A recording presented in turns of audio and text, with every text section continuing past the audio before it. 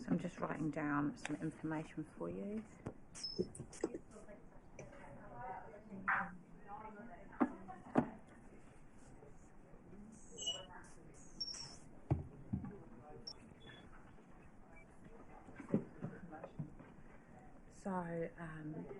So just to help, so you're noting everybody that's in the room.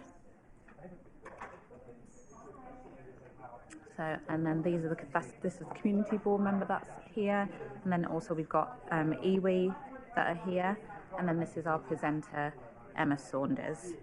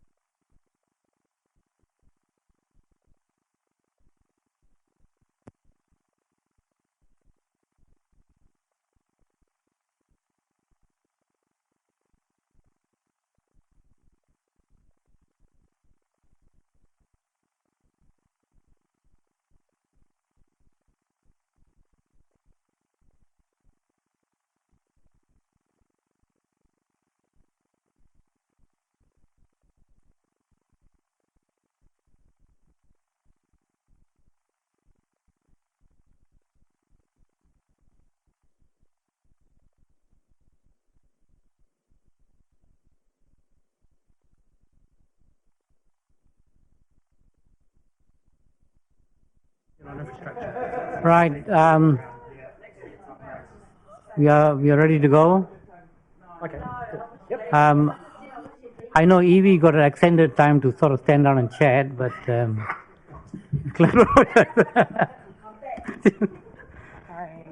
Just here, Andrea, next to Councillor Pavano. Janice, you got some opening gambits, so to speak. Oh, I've been watching the Queen's Gambit. I don't know that I'm quite up. Oh yeah, that's really good, eh? Netflix. Kia ora koutou. It's great to be continuing to crack on with understanding the views of our community in relation to your initial proposal around the representation review.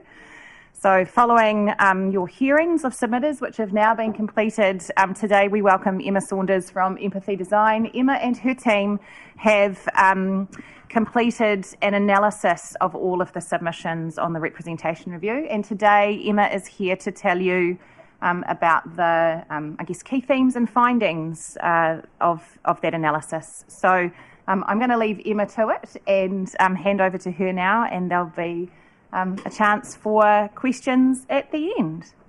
Kia ora, Emma, welcome. Thank you, tēnā koutou. Thank you for having me back to analyse these the consultation feedback. 532 submissions, written submissions, plus I know that you've had your verbal submissions, your oral submissions today. Just a quick sound check. Can everybody hear me all right? Yes, thank you. Thank you so much. Thank you. I'm going to share screen with you so that I can take you through a slide deck. I have also written a memo which I understand will be circulated. Janice, is that right? Will be circulated afterwards? Yep, it will form the basis of a paper that goes to Council next week, so that paper will come out in a day or so. Great, thank you. And just one final thing for me, I'm just recovering from a bit of a cold, which is why I've chosen to present online. Excuse me for going on mute a few times and coughing or sneezing or doing whatever I do, but please forgive me. At least I'm not spreading my bugs to you, and I have got a negative COVID test, so I'm pleased to say that as well. Okay, let's try and share this. Oh, Tanika, would you please be able to enable me to do share screen? Yes, just doing that now. Thank you.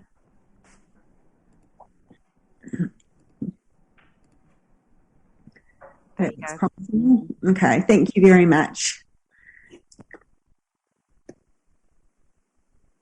Okay. Let's get that out of the way a little bit.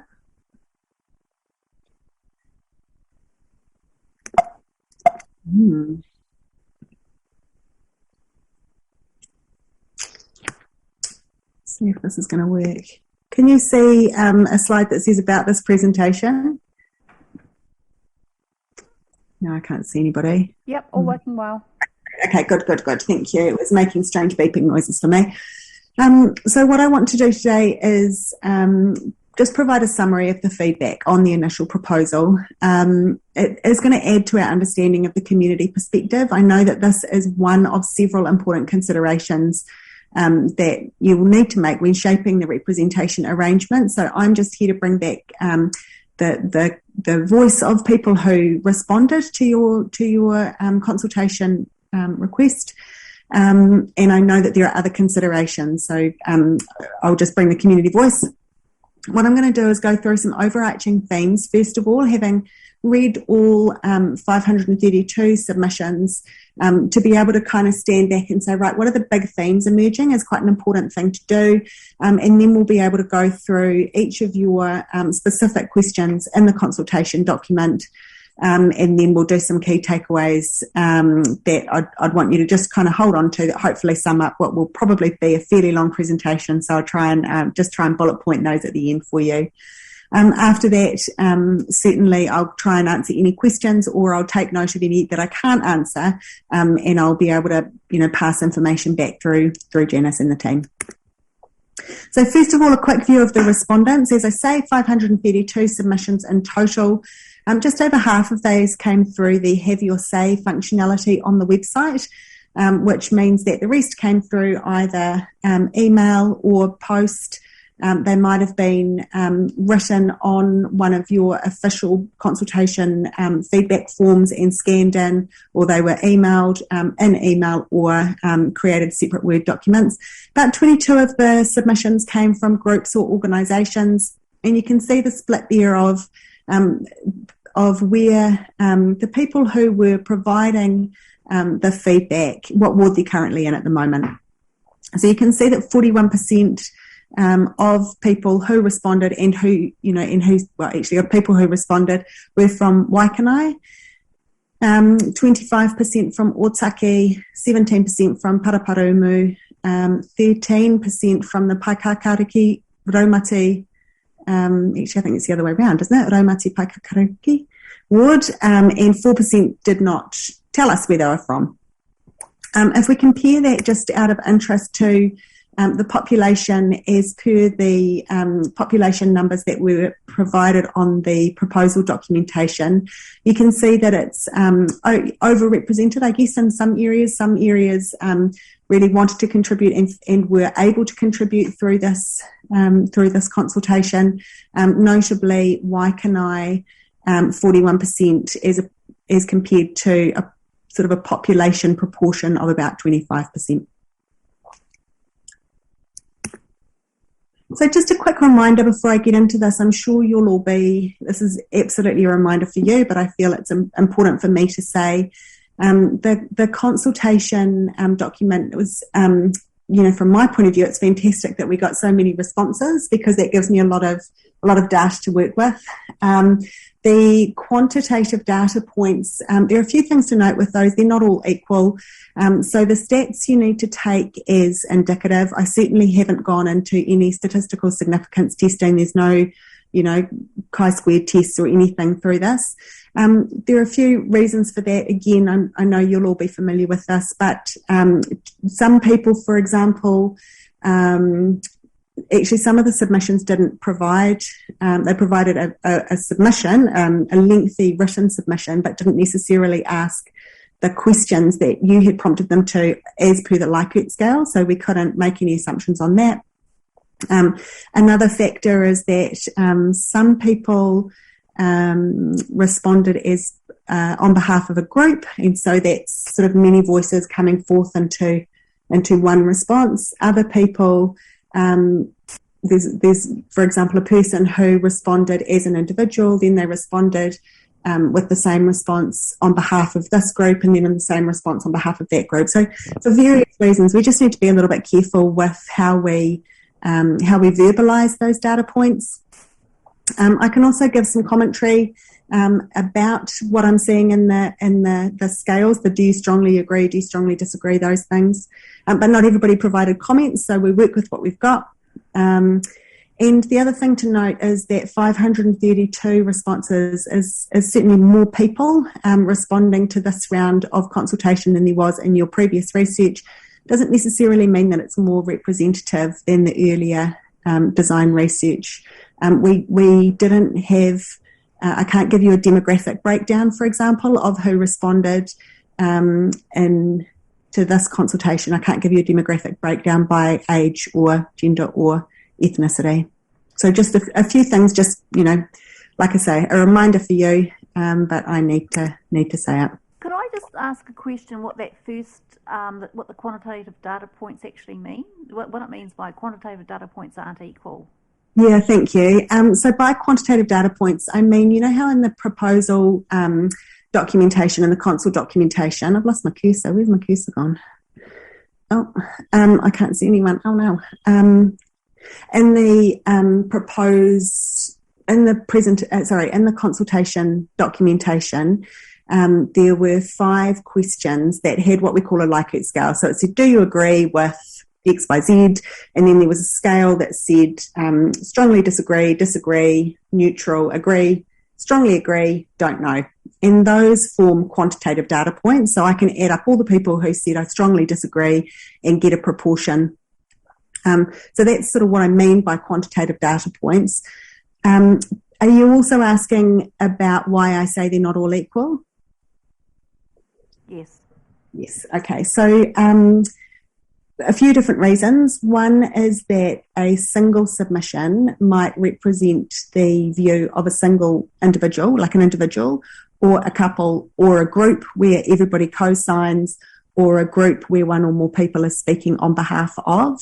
So in that way, a data point might express the view of one person or multiple people. So that's just kind of one thing that we've got to bear in mind. None of this detracts from the awesome input. It's just things that we need to consider when we are thinking about the numbers. In some cases, like I said, a person submitted completely legitimately multiple times, given the different hats that they wear in the community.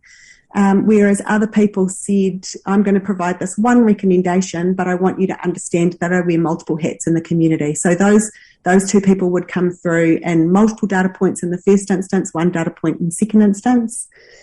Some people who wrote or emailed a free form submission didn't specifically answer the questions, so we could take a lot from their comments, we could take a lot from their submissions about the views that they were expressing, but they didn't necessarily say, you asked me question 1, I strongly disagree. So we didn't, we couldn't take that as a quantitative data point. So when you say equal, it doesn't actually say what to, but what you're saying is the number of the number of counts on those little scales should equate to what people's verbal responses are. Is that what you're saying? No, I'm saying that if I take 2 submissions, a tick in the box on the first submission and a tick in the box on the second submission, from a quantitative point of view, I have to acknowledge that they have quite different, they might have different contexts. One might come from a group, one might come from an individual. So why I'm labouring this is that I have to be careful with language, but unfortunately the long official language doesn't often fit on my slides. So I shouldn't say, for example, 27% of people say it's 27% of those of submissions express the view that. Okay, yeah, and I suppose that's why, so when you say not equal, you should probably say to what? But anyway, yeah, no. Equal to each other. Is that what you mean, not equal to each other? Yeah. Okay.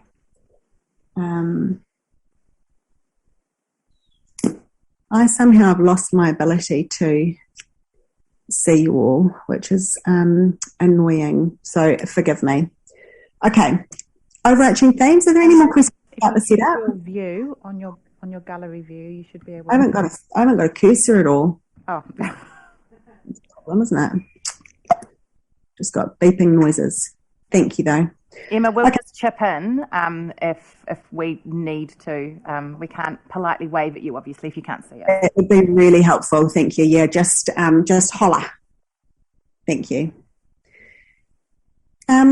Overarching themes, like I say, there were 7 quite big themes that I wanted to draw out for you. They came across all of the different questions that you asked, the 5 that included a quantitative element, but also the last question that was the 6th question that was, is there anything else you want us to know when considering the representation review?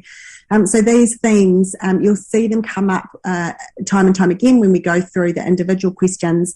I just wanted to capture them up front first of all. Yeah, nothing's working. Okay.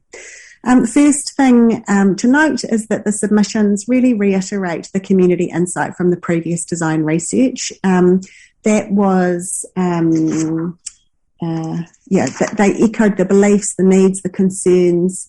The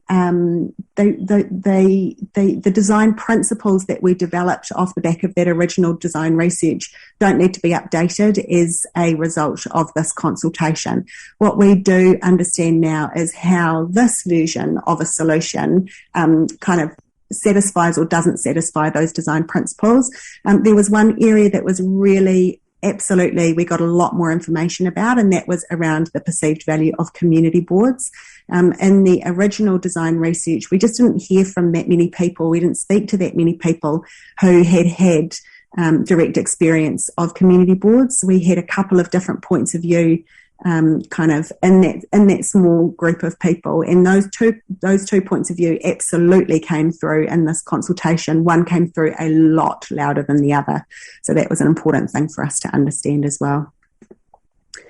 Another theme that we really heard was that people want the distinct voices of the district to be heard by council.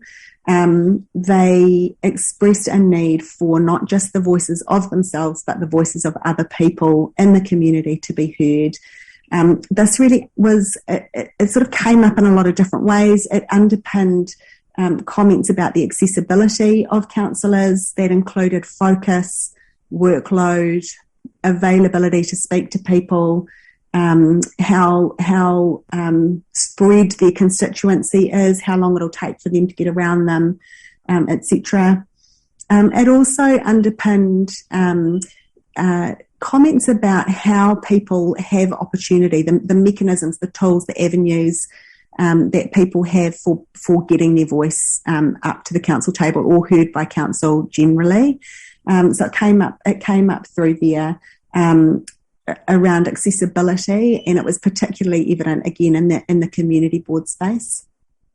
The theme also came through in talking about communities of interest that are not geographically bound. So, there were comments in the submissions talking about how do we make sure that the people, a community that might be spread across the district, for example, a certain ethnicity, how do we make sure that that community, which might be a minority in any particular geographical area, is given prominence? How do we make sure that that can be heard? And certainly there was a lot about, those distinct voices to be heard more easily and more clearly. It was about the diversity of voice and the ease with which they can come up and the clarity with which they can be heard. So that was quite a big theme. I've pulled out a few quotes for you here. These are all the yellow bullet point in the middle suggests that there's a different speaker next. So diversity of thought and a voice for all is required. We are all unique. We need our own voice. You need to hear the voter voice on particular issues. Some of the quotes in the overarching themes, I've really tried to get the quotes for the overarching themes for you that don't specifically speak to one of your questions, but that was obviously difficult because all the comments related to your specific questions. So we'll get more quotes as we go down below.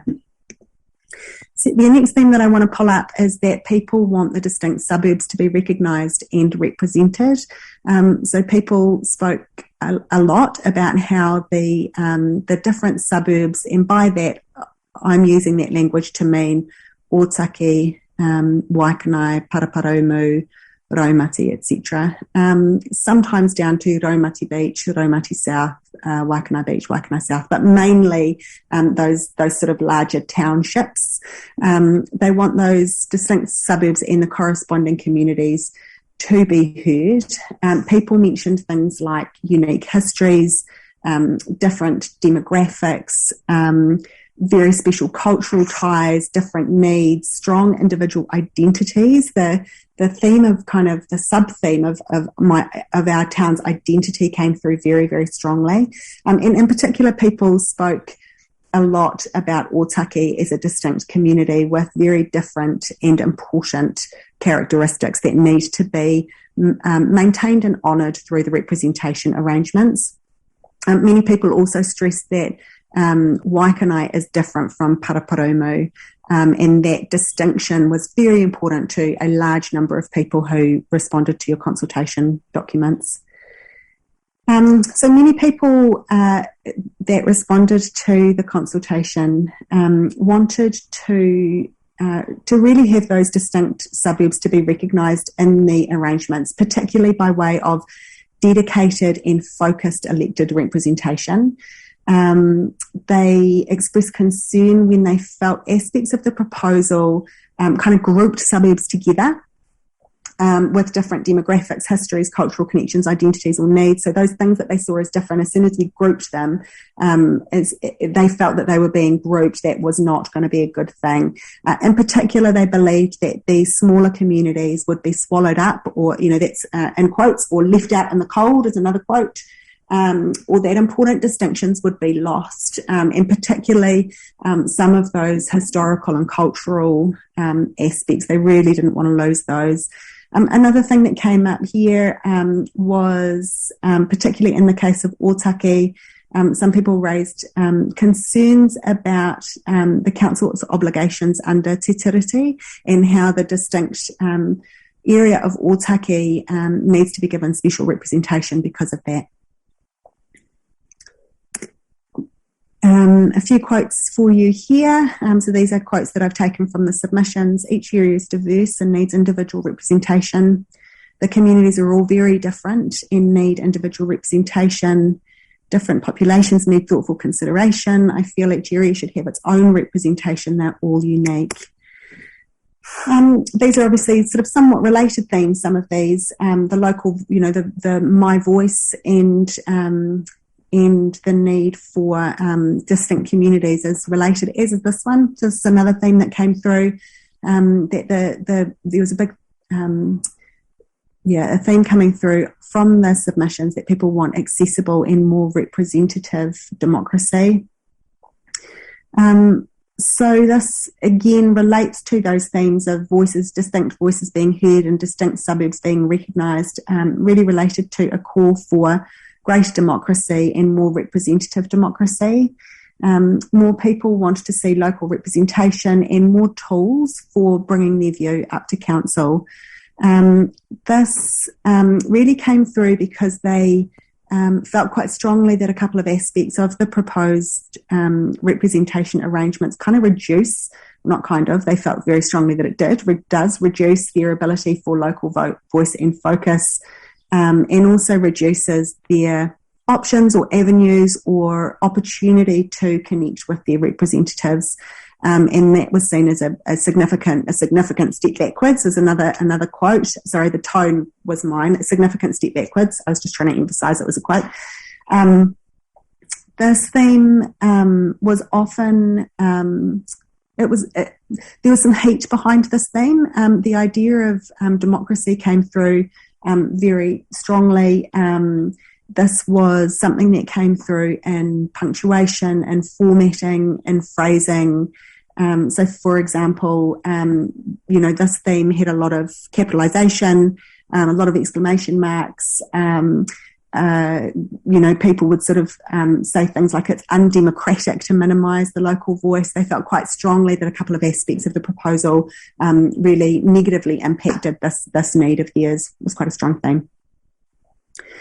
Another theme is that people, have we got some things there? Yes, we do. In a proper democracy, this is a quote from somebody that I've chopped a couple of bits out of because it was specific to something else. In a proper democracy, I believe that street level and local wishes, experiences, hopes and needs are vital. Use digital, be proactive, do door visits. Where are the brown faces, young faces, disabled faces? Another person said this consultation process disadvantaged swathes of citizens, those on the other side of the digital divide, including elderly primarily. So in part, these people were responding to how, this consultation process and how easy it is for them or not for them to have their voices heard. But a lot of it was to do with kind of just that wider theme of accessible and more representative democracy. Another theme is that people, there was a question about the need for change or the value of change. A lot of those comments were of the "it's not broken, we don't need to fix it" variety, and within that there was a sort of an undercurrent of it's kind of working okay for me. We don't need to fix it. It's good enough. People would say things like "it's not perfect, but what is," or "it's not broken, don't fix it." They were quite common little snapshot statements. Some people were coming from the point of view of there wasn't a good enough reason given to change. The case for change wasn't compelling for them. And sort of a step further than that status quo is better than the proposed arrangements. A few people, well, more than a few actually, really questioned why Council was proposing such significant change or any change really ahead of significant reform from around local government. On the flip side, some people said, look, if you're not really shaking it up and making massive improvements, what's the point? And a number of people wanted to point out that the issues are not issues of structure so much as issues of people in leadership. So the structures are okay, we just need good people in the roles. I wish I could mute you. I'm going to try and mute you while I cough. Excuse me. So a few quotes here for you from people. It's not perfect, it's definitely not broken. I can't see any compelling reason for changing it. From the information supplied, I cannot see enough benefits. To me, it's just change for change's sake. Why change a system that's working? Another theme that came through was a desire for Maori to be better recognised, represented and heard. This came through in a number of ways. It came through in a request for dedicated representation through Maori wards. It came up a lot in making sure that important history was reflected in the arrangements. It came through in wanting channels to access council representatives, traditional channels not being a good fit for Māori. And as I've mentioned before, there were a few comments around our obligations under Te Tiriti and really kind of asking how these are going to serve Māori, the proposed arrangements are going to serve Māori better. And in one case saying, look, they're not going to serve us any better.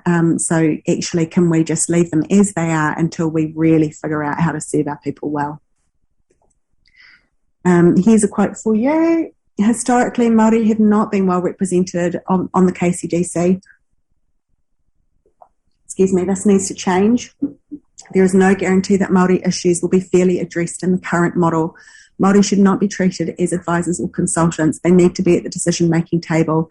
Māori cannot be truly represented in the current model of representation because they are a minority and their minority views are overridden by the majority. The last thing that I want to bring out for you before we get into the specific questions that you asked in the proposal consultation documents is that the people who submitted want built-in ways to keep council and council elected members and council officers accountable and in check. This really came up very strongly in the comments around community boards, but that was not the only place that it came up. It came up in comments about consolidation, avoiding a consolidation or expansion of power, ensuring quality and diversity of elected members, having checks and balances in the system, the need for decisions to be guided and made by elected officers rather than council officers. As I say, it came through particularly strongly in the community boards. But it wasn't just there. It came up a lot in the ward, the question about the wards, and also the "is there anything else you want to tell us?" question. A related theme in here was actually around a lack of trust and confidence in council's people and processes. And that includes in this representation review process. So people didn't have faith that the consultation was more than a tick box ticking, thank you, exercise. And so the sort of the checks and balances thing was really prevalent in people's minds. Various different quotes from throughout the submissions. It seems like a power grab to me. Council have already made up their mind what's going to happen. Therefore, the survey is wasting my time. I disagree with the conclusions of the research and disappointed in the methodology. That's referring to the previous design research. So those are the overarching themes that I wanted to call out before we get into question by question. Is there anything that you'd like to address at this stage? Knowing that I still can't see anybody. Okay, I'll carry on. It doesn't look like it, Emma. No, there's Oh, yes, you do have. Natalia. No? Councillor Elliott. Thank you. Yes, I do, but I'm not sure quite, Emma, if it's a question for you or a question for our own staff. I guess I wanted to know what we're to expect as way of the next report. I know you just briefly told us during the beginning of the meeting, but we're just trying to work it out, the timing around it. So the analysis that Emma is presenting to you today is detailed in a report that she's prepared that we received yesterday. So within the next, I think, couple of days, you should get a copy of that. It will be included along with the agenda for next week's council meeting, because you will need to formally receive the submissions, those very brief papers that you get asking you to receive the submissions, and we'll include the analysis with that. But probably there's nothing stopping us from sharing that report with you separately once we've finished the end of the session today.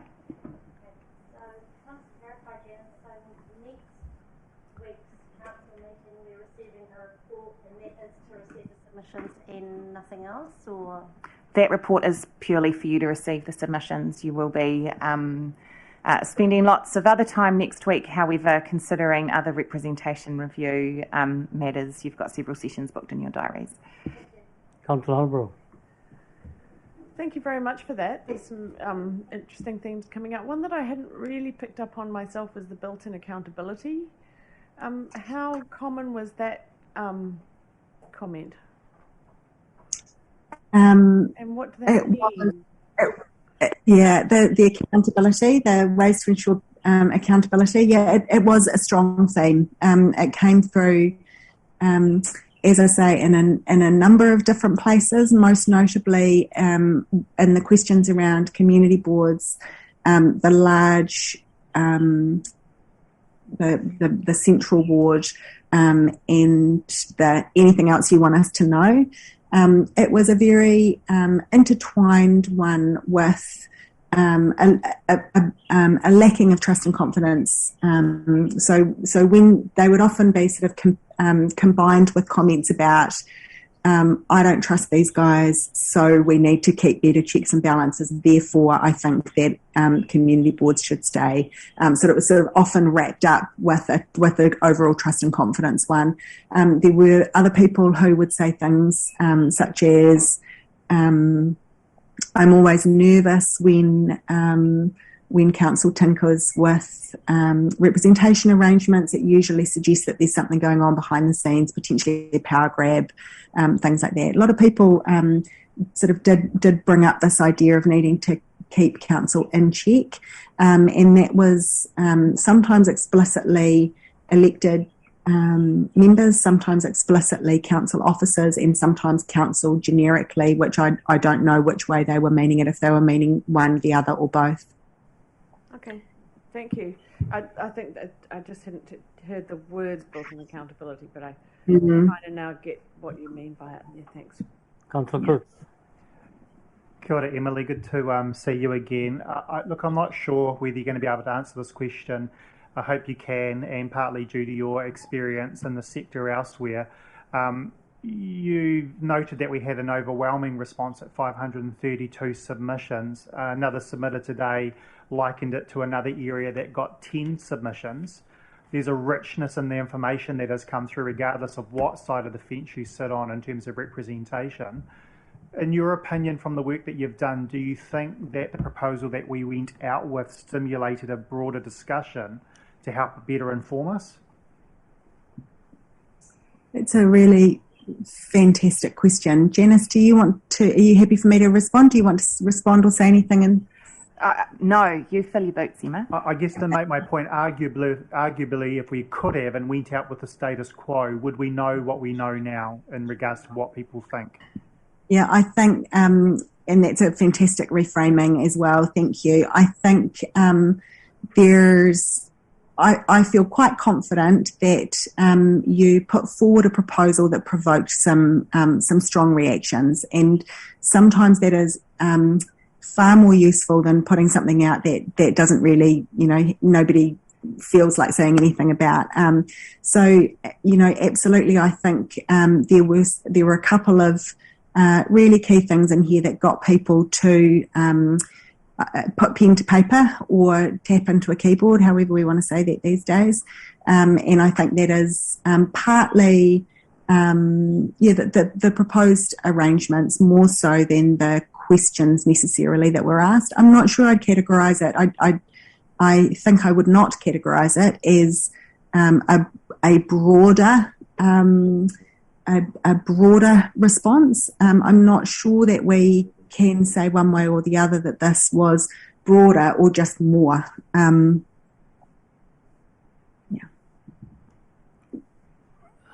I ask, there were times where your methodology that you use were questioned. Yes. That would apply, I suppose, to also the responses you've got. What would your response be to the challenges in terms of your methodology? That is another fantastic question. I should stop saying that. You do really well, eh? But yeah, all questions are fantastic. But I think what I mean by that is probably something that deserves a long conversation, and I'm sure that Janice will be interested in the details of that as well. I think the previous research, oftentimes design research, when people don't like the results, they call into question the methodology. That's a very natural thing. I think one of the things that people found really challenging was the number of people involved in the previous design research. So there were a lot of frustration, concern, fear expressed about hearing from about 160 people previously to inform and inspire your thinking about the representation questions. So I think there's some challenges, and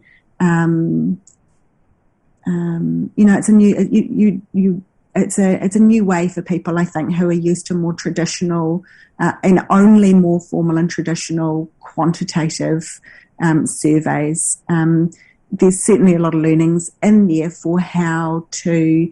I wouldn't do anything different in the methodology. I thought the methodology was sound, and I thought it was a really nice balance of, of course, if we had all the money in the world and didn't have anything else to spend it on, you could go out and talk to a whole lot more people. But I thought it was a very nice balance.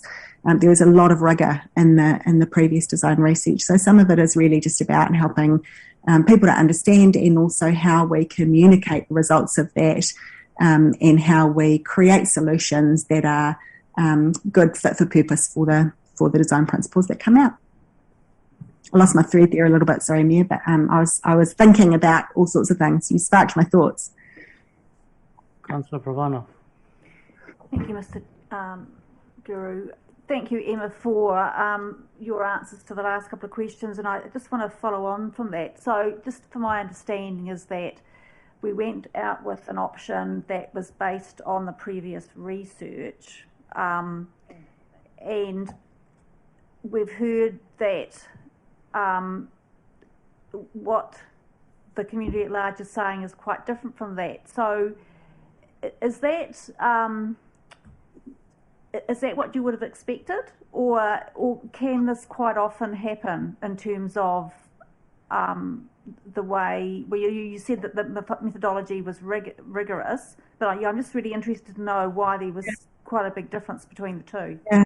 I don't think I wouldn't describe sort of what happened in the same way that you described it. I think the original research provided some good understanding, provided some good design principles, and as I said, that those things were reiterated, and the design principles are sound. The next step, obviously, that happens is that the people who have to design a solution that they think will meet what they were told by community, meet those design principles, and you could do that in 100 different ways. But of course, you also don't have the luxury of just doing. It's not just about the community's perspective. You've also got inner workings about efficiencies and effectiveness around how proportional voting works, etc. So you had different levers different things to consider, different factors to consider, different levers to pull. And I think that what has happened is that we've provided in the proposal, Council has put out an initial proposal that says this is one way that we think that you can meet your the design principles that we heard previously. Is this the right way? What's good about this way? What's bad about that way? Have we made the right trade-offs? Because we can't do everything. So have we made the right trade-offs? And I think you've heard a response to that. So it's not that the original stuff was wrong. It's that you could have responded to that in a few different ways, and now you've learnt more about the particular way that the initial proposal responded to it. Does that help clarify? Yeah, thank you. Janice, do you want to add anything? If I may, thank you. I guess just to add to what to Emma's answer that she's just given, staff sat around this table when working with you on framing up your initial proposal, and we recommended that you consider three things, or at least that you have three things in mind when you were considering options. The first was the findings of the research and the design principles that had been generated from that.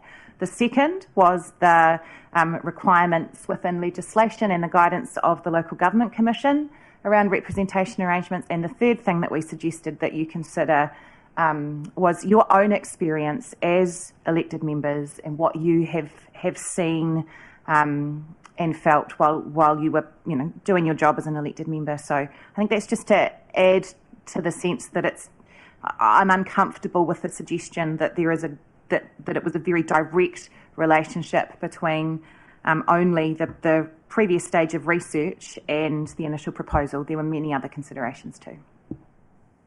Councillor McCann. Yeah, if I may, Your Worship, I want to add to what Janice is saying, is that if as councillors we had heard that information about that research and gone fundamentally that doesn't connect with our experience, we would have rejected it and not followed through. We knew that there was grains of truth in there, and it varies. So what I'm interested in when we've gone out with this consultation is that we have a lot of vested groups, and I'm not rejecting what they've told us, but what we've heard from are probably a couple of distinct groups, people who look at democracy and value it in its truest sense and want to make sure that there's localism. And then there are groups that are connected to the current mechanisms, and the current mechanisms have worked well for them. What we haven't really heard from are the group that you actually talk to in the first place, which is those people who are not connected. So all we've done is reconfirm through the consultation process, which is what we see a lot in this ongoing consultation, is talking to exactly the same people. They already have access to council, they want to maintain that access to council in the current way, and it becomes a fait accompli. How much of what I've said is bollocks, and how much do you agree with? Totally. I totally agree.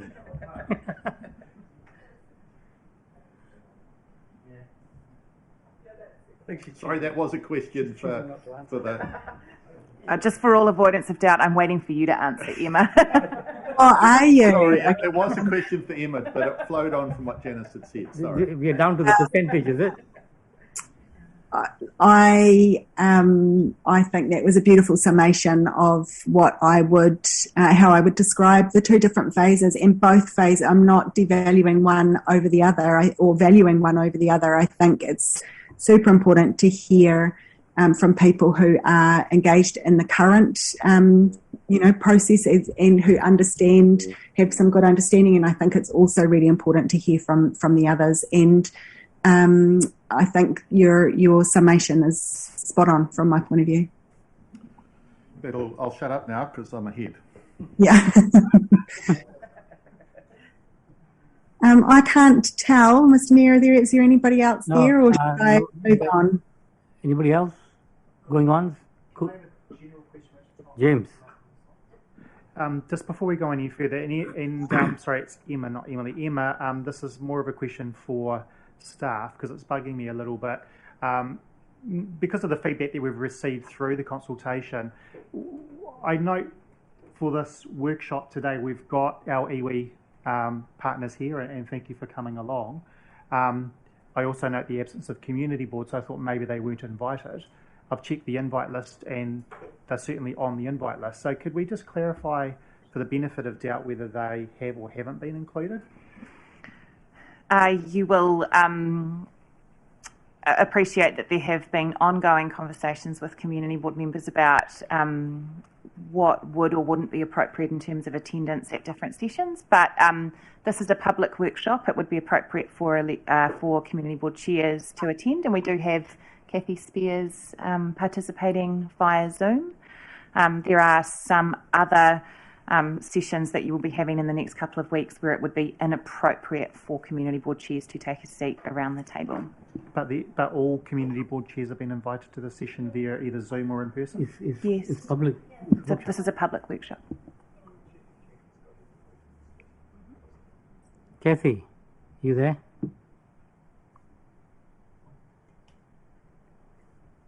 Chair Kathy Spice, Paraparaumu Community Board. Ground control. Here. Sorry, I've pushed my button. I'm here. Have you got any questions? No, I've just been listening very intently. Thank you.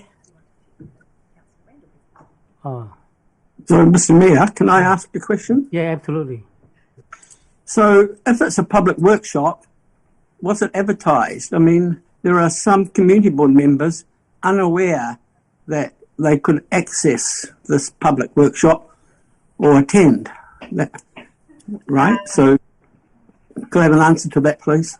We advertised this public workshop in the same way that we advertise our other public workshops, and I believe that I possibly even received an Anteno update about it this week at some point as a resident rather than as a group manager. So I do believe that we've been clear that this workshop is happening today. Well, can I respond, Mr. Mayor? I'm on Anteno. Jackie, just hold on. Councillor Randall. Yeah, thank you. I'm on Anteno and I don't recall receiving a workshop notice about it. But my main concern is that I'm not aware that all community board members were notified, like a long-term plan workshop, where they can actually attend, either online or actually come to the council chamber if permitted. I will check Anteno. Possibly it was promoting the hearings rather than the workshop, so that's possibly a mistake. I'm happy to take offline a conversation around whether or not community board members were given the right notice around this workshop or not, but I suspect that in the interest of moving on, that is a better offline conversation. Okay. Thank you. Cool. Sorry. Actually, Tanika has just informed me that community board chairs received an invite to this session in the same way that they do for other council meetings, and it has also been included on the calendar of meetings. So no, but I'm sorry. That's chairs. I agree. I'm not disputing the chairs. I'm saying as a workshop, all community board members should be invited. In any workshop, the public can attend. Happy to take a conversation about our usual processes offline, Councillor Randall. Okay, I'm going back to Councillor Pravanov. Just as a quick question, I'm just wondering if council staff are able to identify how many people are actually listening online? And I don't know that here in this room we can tell how many people are on the live stream, but colleagues who are watching will hear this and I'm sure will send me a text message to tell me. I'll get back to you about that. Councillor Henford seems to be tapping into it, hacking into it. Yeah, I was just going to see if I can find it. But in any case, yeah. we got can we move on? Any more questions for Councillor Henford? You got a question? Yes. So there were 9, including Councillor Hanford, logged into the live stream. Yeah, just logged on. Right, okay. Any more questions? I do actually have a question. Oh, okay. Is that okay? Councillor Hanford. Is that okay, Jackie? If I could, yeah. Thank you, Emma. It's Sophie here. My question is just around, you mentioned obviously that it's hard to create that breakdown of, ethnicity and age or whatever for the respondents through the submission process. But is there any way we can we've obviously seen it through the oral submissions and who's been, Martin's on the live stream. We've obviously seen it through the people who have come and given us oral submissions and starting to get a bit of a sense of the demographic and the kind of familiar faces that we were seeing show up in that space. But is there any way you can give us a sense, or we can get a sense of, the other kind of breakdown aside from reading all of the submissions, obviously? Yeah, I was going to say, even reading all the submissions, I don't know how it went for you, but I didn't really get a sense. There were a few people who said in there, this was ridiculously hard to do. I'm over 70. How can I be expected to log. You know, so occasionally we get a clarification of age group. The Have Your Say functionality on the website asks some standard registration questions. They're optional. So and those standard registration questions are useful, but like I say, they're optional, and we only had about half, roughly, I should fact check that, but roughly around half people submitting through the Have Your Say functionality. So it's sort of, we know a quarter of the overall group. And I just think that's, so I could tell you about that quarter, but I don't think that that's a useful, you know, it's such a small subset. It's people who are registered on the website. Sorry, not a small subset, it's a specific subset. People who are registered on the website for Have Your Say have chosen to answer those optional demographic questions. And like I say, it's roughly only about 25% of people. So I just don't know if I could do that in a way that we could put enough stock in the answer. Sorry. Councillor Elliott. Look, thank you, Emma. I've just got a question about the first phase of this. We went out with a rather unique fact-finding method, and that is using the qualitative, not quantitative survey. And then we followed it up with a proposal that was provocative, to say the least. In hindsight, now that we're on this side of some very emotional feedback, a lot of it, would you do it another way? I'm just wondering if it may not be a question just for Emma, and I'm not pointing fingers at anything. I'm just saying, as a professional in your industry, and would you have any other thoughts you want to share on it at this point? I think Janice wants to answer that first. Can I just chip in first? Because ultimately it was a staff decision about what overall kind of approach to take to the research and engagement phase of the process, and a staff decision in terms of who we engaged to do that. I absolutely would not change that decision. Janice.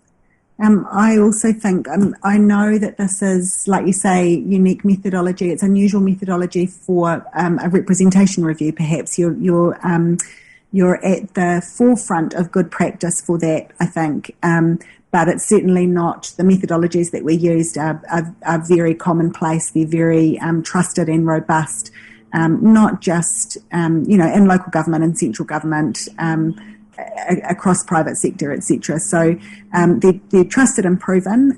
I think, as I said before, I think it was really good, that first phase.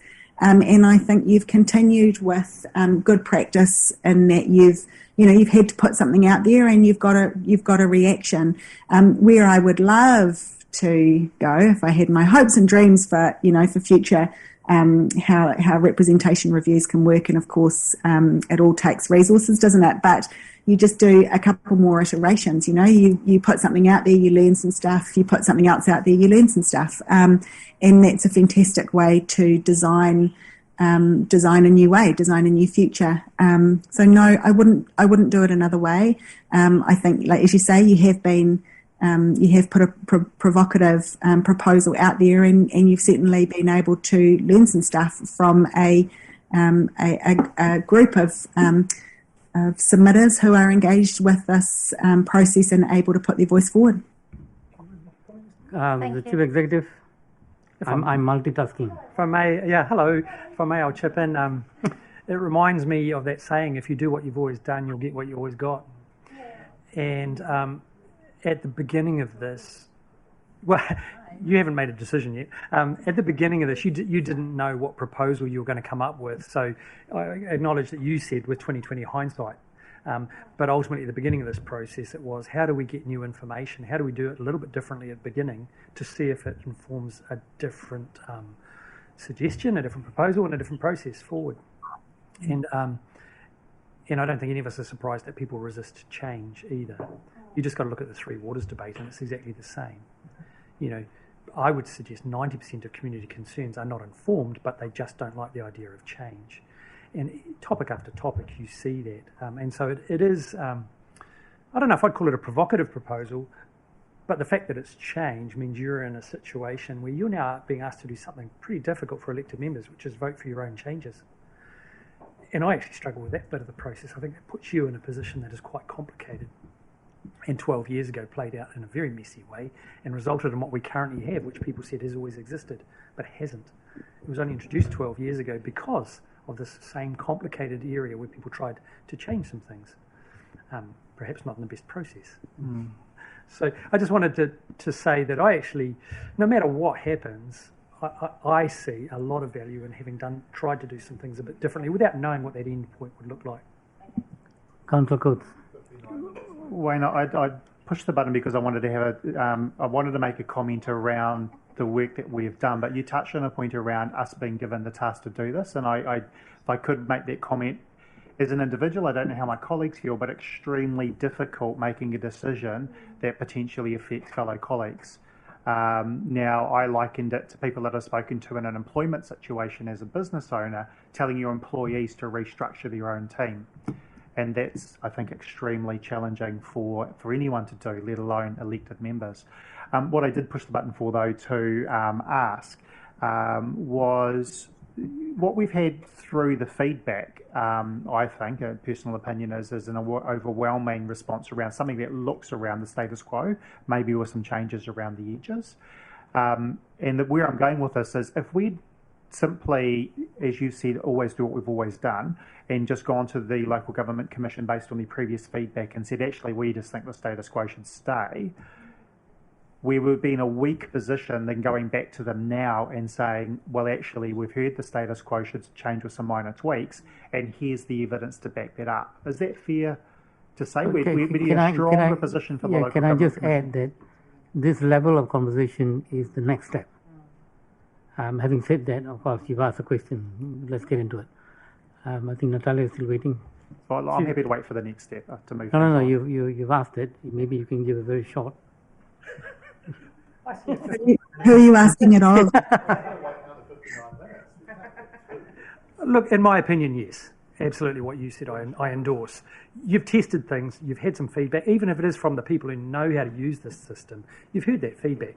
And what Janice and the team said at the beginning was, we got told off a little bit 6 years ago, so we need to do it better. We have, and I think you're right. We've got quite a lot of response. Not as much as Gisborne, by the way, using the rest of my 59 minutes. They had well over 1,000 responses, interestingly. I don't know what they did to cause that. But the methodology is called poking the beehive. Can I just caution you that we are still in the process of hearing the analysis from Emma, and it seems that we are starting to get into a conversation about some assumptions about what the analysis tells us. Natalia. So we could avoid that. Oh, I love my community. My sister's just pulled up to give me something, and I've had to say, "Oh, cool." Not kia ora, Emma. Thank you for your analysis, and I don't know if it's just kind of like a comment. I never thought I'd be agreeing with the CEO here, but actually, your name's through not the Bernie Randall. process, what I'm agreeing to is the change. So at the beginning, I couldn't sort of see a benefit in sitting here and coming time after time to hui, but I've learnt lots since then, and so while my tikanga remains the same, my mana motuhake and tino rangatiratanga stays the same, my perspective is opening up to, I guess, a weaponised perspective to marry it with our tino rangatiratanga, and so for me, I'm kind of excited. What I saw through the submissions was the wider community, like our hapori, our community within Kapiti here, is actually supportive of iwi being at the tepu, which was something that I never really thought we had, but through the submissions process I see that. So, but I also see that there's lots more work needs to be done with iwi and mana whenua, and I think that we're starting to make that change, and we're starting to see this right across the country now. So I think we're on par with each other. I think more conversations with our other mana whenua here in Kapiti needs to happen, and that also means us talking together as a collective. And so thank you, Emma, for bringing this. And yes, that's what was one of the big things as iwi that I sort of took out of it was, wow, the community actually thinks of us. Whereas before, So I don't can I remember. make that into a question to Emma? So yeah, What did Emma, you pick is up? there the question here? Sorry, rambling on is. And in terms of a design moving forward, like say for a next time, I had thoughts about, and I wondered if you had thoughts about including that design principle to open up to marae and using us as iwi reps to kind of get that out a bit more, like get that message out a bit more about interacting with us as iwi, as mana whenua, but also with council who are working with us. So do you see that happening or can you see that sort of working in the future? I suppose the question is also whether your company has methodologies that can interface and get this type of data that Maori hold. I think you sort of.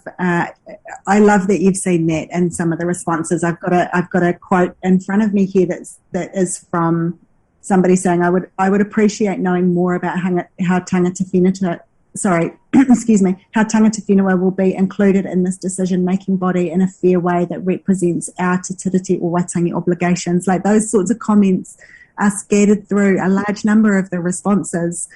So I can see, Natalia, why you absorbed that from this. I think your question is in part about it's partly about how we can do this particular process that we're in, in those better ways or in those different ways. But it's also really fundamental to the question of what does good representation arrangement structure look like.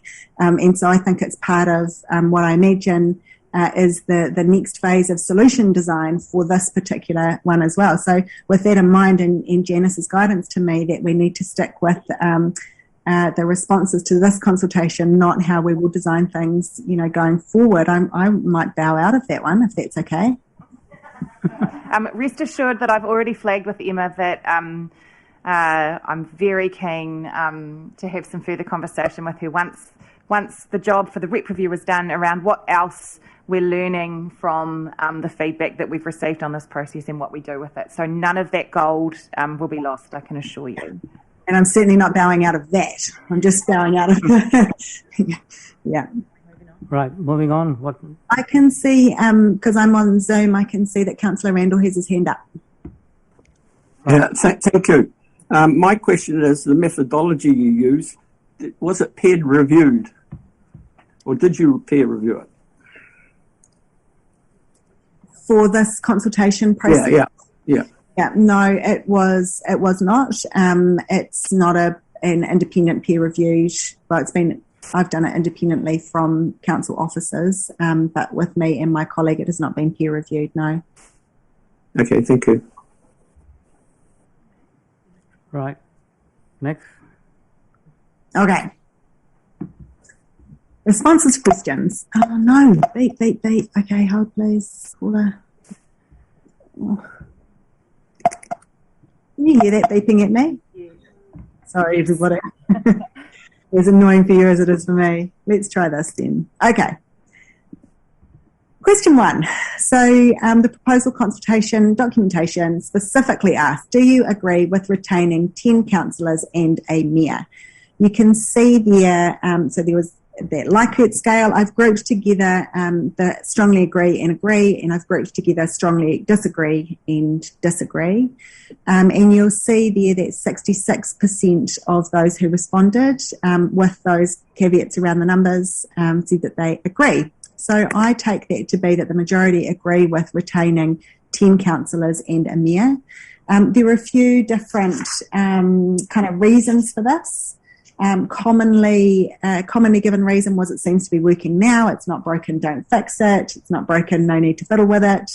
But a lot of people also said that this number seems to be good for Kapiti's size. A few people mentioned population growth and said even when we have our projected population growth that will still be appropriate. One person sort of specifically listed out who we were comparable to around the country and said, look, it seems comparable with these other regions. And a number of other people said it seems comparable with other regions as well. A few people, another kind of common reason was around allowing good discussion and adequate representation. That kind of concept of big enough, small enough that we surfaced in the first round of design research was really prevalent here. It was really reinforced here. It's big enough to enable diversity and a reasonable workload, but it's small enough to be efficient and cost effective and not just become factions. A few people mentioned factions and cliques. You will have seen that in the proposal, in the document, in the submissions. So that big enough, small enough came through quite strongly. Many people did note that their view about the size of council depends on other aspects of the representation arrangements, and most notably the mix of ward and district-wide councillors and whether or not community boards remain. So they couldn't, as you know, it's all kind of part and parcel of getting good representation. There's different kind of aspects of the proposal, and certainly some of the people who submitted feedback recognised that as well and said, if we don't have community boards, we might need more councillors, or if we have more wards, we might need different district-wide. There are various different if-then scenarios coming through. Just to kind of give you a few quotes from people about that. Don't see any compelling reason for changing it. The numbers are about right for a council of this size. It gives more chance for diversity and a range of voices to important issues impacting a diverse community. No need to change what works okay. It's a good balance between too big and too small. It sort of seemed to strike that Goldilocks sweet spot for a lot of people. It's just right. There were a minority, it was about 19%, who answered this quantitative question disagreed or strongly disagreed. So to put that in numbers terms, there was about 90 people roughly out of about 480 people who said I disagree or I strongly disagree. The comments would suggest that most of that comes from thinking that a smaller council would be better for efficiency and cost effectiveness. A few people reference corporate boards. They say, look, a well-run company, really only needs 5 or 6 people at the board table. We should go with that. However, some of the people that disagreed with the proposed size said actually we should be bigger if we want some good diversity and representation, and particularly if we don't have community boards. Those people said we need to cut costs. It's too many for such a small population. I don't believe the population of this area warrants so many councillors, which is a cost burden for little extra benefit to the region.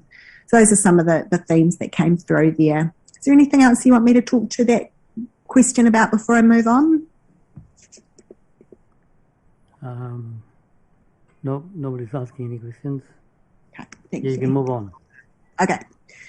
So question number 2 from the specific questions was, do you agree with having 5 ward councillors and 5 district-wide councillors? So again, when I added up all the people who said strongly agree and agree, that came to about 81% of people, of respondents who answered this question. So this is where I have to put in all of those caveats, because some people chose to not answer this question. Of the people who answered this question, 61% said strongly agree and agree. But there's a little bit of complexity in here, so I want to spend a little bit longer going through this, because this question actually has 3 questions within it. We're asking about a mixed model, we're asking about a ratio of that mixed model, and we're asking really about a total size of council. Do you see what I'm saying there? Janice, are people nodding? Yep. Yes. Right. Thank you. Okay, good. So we have to dig into this a little bit more. What Anne, my colleague Anne and I did was dig into as many of the questions, the comments as we could, not just of the people who said agree, also the people who said disagree, and also the people who didn't answer the quantitative aspect. We just looked at all the comments from the qualitative aspects as well. So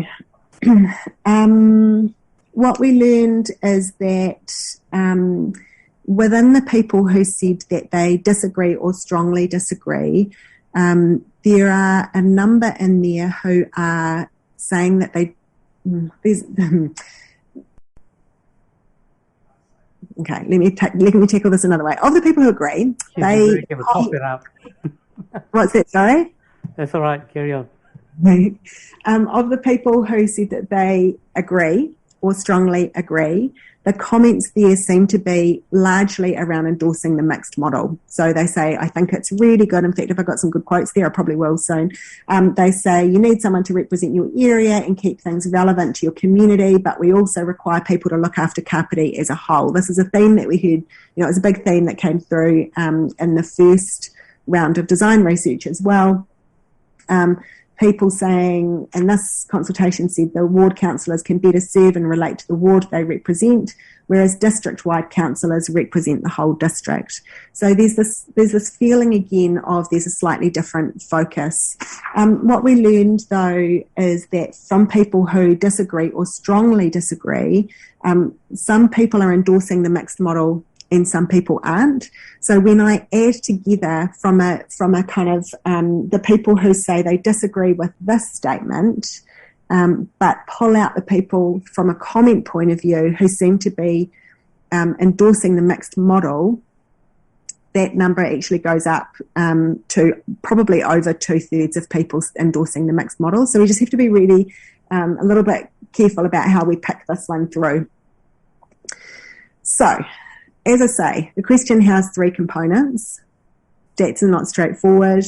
The comments were really helpful. I've pretty much just done my slides accidentally in my introduction, sorry. But so somebody, for example, ticked that they strongly disagree with this aspect of the proposal, but in the comment was very clear to say, I strongly agree with a mix of ward and district-wide councillors. However, she disagreed with the ratio. However, I believe... Sorry, I don't know if it was a she, he, they disagreed with the ratio. However, I believe the number of ward councillors should increase. So that was really helpful for us. Those comments were really helpful for us in really unpicking of the people who disagreed, which aspect of this question were they disagreeing with. So as I say, those who agree or strongly agree endorse the mixed model. Some who disagree or strongly disagree endorse the mixed model, some do not. And I'd say it's over 2/3 who agree with the mixed model. Of those who don't want a mixed model, the comments of those who don't want a mixed model, who answer this question, who don't want a mixed model, who provided comments, it suggests that they are saying, the comments suggest an all-ward model would be their preference. Excuse me, I just need to cough, and I don't know how to mute you. Apologies.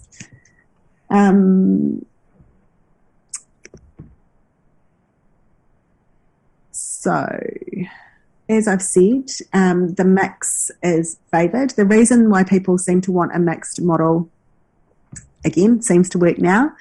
The local focus versus the district-wide focus, and there were also a number of comments around how we need the ward focus can really help with our distinct communities and our geographic representation, but the district-wide councillors can help with dispersed, geographically dispersed communities. Just a couple of quotes there. The system seems to work, providing a blend of oversight of issues that affect the entire district, as well as good knowledge of the issues that may pertain to a specific community. Why change a system that's working? Prefer increased local representation, suggest 6 wards and 4 district-wide. That person actually went on to make quite a few suggestions. So they're good. There's lots of people did actively put forward alternative proposals. Question 3. Excuse me, I'm sorry.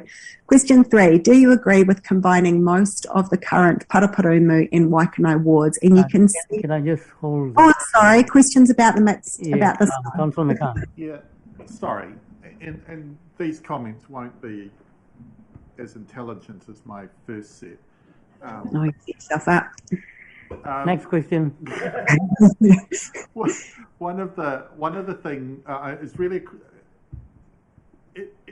on reading all of the documentation, and then we obviously got to hear the comments, there seemed a very high correlation between people who didn't like district-wide councillors and Waikanae, and the correlation between them attributing democracy with not getting the desired results they wanted and more votes around the table. That might be too long a bow to stretch from the information that you have, but did any of that come through with the link to Waikanae and not wanting district-wide councillors?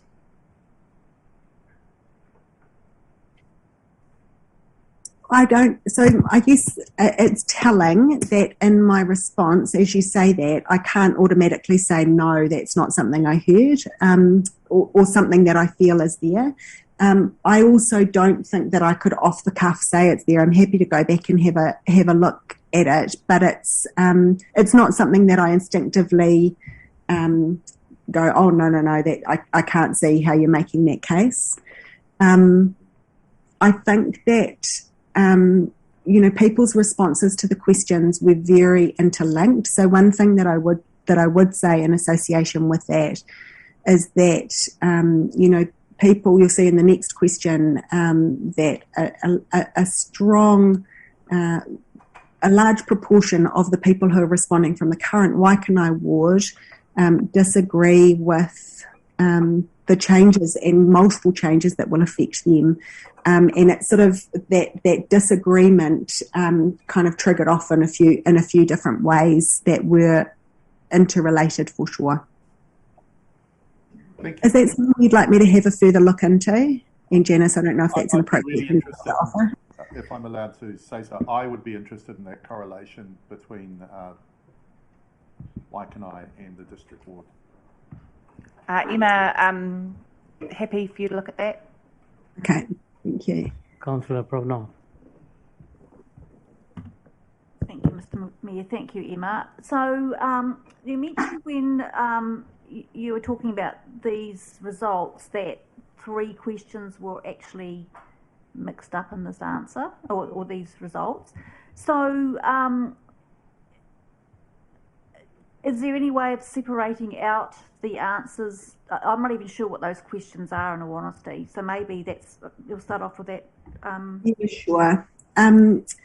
I appreciate that I talk quite fast, and I'm conscious you've had a big day as well. Although I'm sure you're very capable of big days, all of you. So the 3 questions that are housed in there are really around the mixed model, the total number of councillors, and the ratio. So if I go back to the question now, do you agree with having 5 ward councillors and 5 district-wide councillors? So within that, if I say, no, I don't agree, but I say nothing further, I might be disagreeing with the idea of having ward councillors and district-wide councillors, i.e. mixed model. I might be disagreeing with, I might like the mixed model, but say I really don't think it should be 5 and 5. It should be 6-4, or it should be 7-3, or it should be 3-7, or whatever, so different ratio. Or I might be disagreeing with the total number. So I might be saying I quite like the idea of having an even number of ward councillors to district-wide councillors, but I think it should be 3-3, or I think it should be 12-12. So if the person responds to that question and says, I disagree, I don't know which aspect of that they're disagreeing with unless they tell me in a comment. If they come back and say, yes, I agree, then the comments would suggest that I can kind of broadly, they agree. So they're sort of almost agreeing to the main thrust of it, or there's an assumption there. There could be an assumption made that they're agreeing with all of it. But if they say disagree, I don't know which aspect they're disagreeing with. So that's why I wanted to drill into the comments of the disagreeers. Is that first part clear? Yeah. Yeah, thank you. So what you're saying is that the pie chart there may not necessarily be relating to 5 and 5. Yes, that is exactly what that's a great example of what I'm saying. Right. Yeah. Okay. And if I dig into, this is, forgive some impreciseness, and people listening online, please forgive some impreciseness. But if I go back in and look at the comments of the people who answered strongly disagree or disagree, and of those people who gave comments, and there were around about 100 people, well, there were more than 100 people who gave comments, but some of the comments just said something like, "This is dumb." And I still don't know what's dumb about it. I just know that it's dumb. But lots of people really specifically said why they disagree. So when I look at those comments and I pull out the aspects of those, if I really just hone in on what I believe, and forgive me if this is an assumption, but I think it's quite interesting and important to understand about people's view of a mixed model, regardless of ratio. If I dig into those strongly disagree or disagree, and I look for if they're disagreeing with if they're saying yes to a mixed model but no to the number, I think that pie chart would change. If that question said, "Do you agree with having a mix of ward and district-wide councillors?" and it didn't give any numbers, I think that pie chart would be... Emma, we are only on question 2 now. Sorry. So I have another question. So we've heard through the submission process that a lot of people have made, they've made suggestions as to how that ratio could look. Have you done any analysis, or is it later on in the presentation about what has been presented as different models to the council ratios? So what I can say, and I think I say it about in here, maybe it's more like 2/3 agree with a mix, but of the people more in favour of more ward. So yeah. Okay. Yep. Yeah. And then of the people who said no, I don't think it should be a mix. I think it should be all one way. The majority of those people, of those who commented, said all ward, please, for local representation. Thank you. Right, moving along. Apologies. Okay, question 3. So you'll see the pie chart colour difference here. Do you agree with combining most of the current Paraparaumu and Waikanae wards? When I look at people who said that they strongly disagree or disagree, it was about 2/3 said that they disagree or strongly disagree with this proposal, this aspect of the proposal, excuse me. What do I want to tell you about that? Probably quite important to note that if I isolate down onto the people who said that they were from Waikanae ward, that figure goes up. So about 82% of people responding from the Waikanae ward, of the people who answered this question, that the pie chart would be 82% red. And actually, even if I look at the strength of response in there, if I just say, let's isolate out the people from Waikanae who said that they strongly disagree, it's 73%. So you can see that there's a strength of point of view from the people who responded from Waikanae. The reasons that people gave most commonly for disagreeing, do you want me to pause there? No.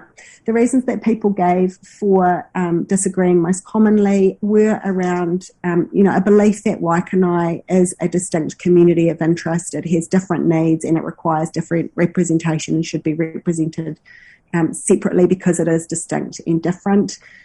Related to the above, there was a fear that that voice would be minimised and overshadowed within, when combined with their, what they see as their bigger neighbour.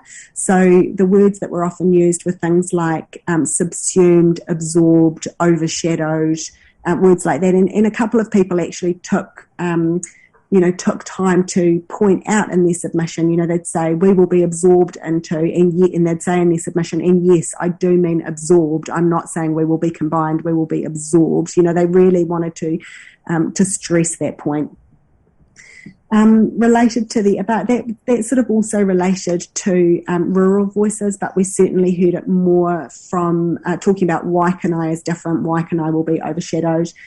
This is sort of really exacerbated by a belief that Waikanae is already receiving reduced service from council, that seemed to be quite a strong point of view. We're already having to fight so hard in getting our reduced services, and not having our voice heard. Now you're going to silence us even more. Now we're going to be overshadowed even more.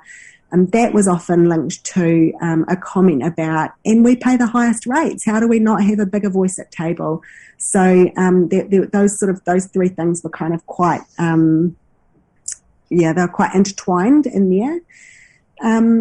Some people in this, in disagreeing with this aspect of the proposal, also talked about how Waikanae is growing so strongly that it would it need even more its own representation. Another aspect in here, not just from the Waikanae contingent, but from other respondents as well who disagreed or strongly disagreed, was around a perceived consolidation of power in the central block. Which people felt uncomfortable about, and again kind of went back to that, being careful and nervous about power and control. Excuse me. We would hear a lot of absolutely not. Like people were quite firm with this. We'd say, do you agree with it? And they'd tick strongly disagree or disagree, but in their comments they'd say absolutely not, or no way, or this can't happen, or this is crazy, or they'd sort of very explicitly list it in the comments for us, which was very useful. Absolutely not. Waikanae is its own identity. Waikanae needs its own representation to address our own very specific, our own very specific needs. We need our own voice. Oh, that's not my typo, that's why. Sorry, I've quoted exactly. I'm assuming that means address our own very specific needs. We need our own voice. You're doing both communities a disservice with this initiative. It will make a very powerful block that will impact the other wards. This proposal will result in diminishing the voice for the varied demographics in Waikanae and Paraparumu. It will create a mega ward where non-mainstream voices will be lost. So that actually came through as well around how that's going to make it even harder for minority voices to be heard in amongst this bigger block. I'll say that later. Kapiti will no longer be the string of pearls, merely a rather bland, unimaginative district compromising southern, central and northern wards. I want to can I just do a note that I probably should have said at the beginning, which is that whenever I'm quoting, because they were written submissions, I am cutting and pasting exactly what they wrote. So if there's something that appears to me to be like a typo, I don't fix it, because that I don't want to assume anything. Same way if there are spelling mistakes, typos, if there's noticing, I'm very kind of acutely aware that there's no macron on Kapiti there. I just have taken exactly what they've said, so I'm not influencing any of my on their words. So the minority agree with combining Waikanae and Paraparumu, and let me just look at what that minority was. I think it was 19% off the top of my head. Yes, 19% of those who answered the quantitative question agreed or strongly agreed. The reasons were, there's no need for Waikanae and Paraparumu to be separate, and that person did make a point in parentheses of saying, I lived in Waikanae for 10 years, so I'm not biased. I just don't think they're that different. That last part was mine, but he said, so I'm not biased. Progressing towards a unified district. So this respondent, one respondent said, again, this makes good forward-thinking common sense to me. This is not about individual towns, but about the region as one united community. There were comments around agreeing for reasons of simplification, both for voter understanding and also for council management. And there was, I believe there was a correlation, now I want to look into this as well, but that removes inefficiencies and ineffectiveness. I believe that that's correlated with, I need to double check this, but is that correlated with a call for a smaller council? Excuse me while I just make a note of that.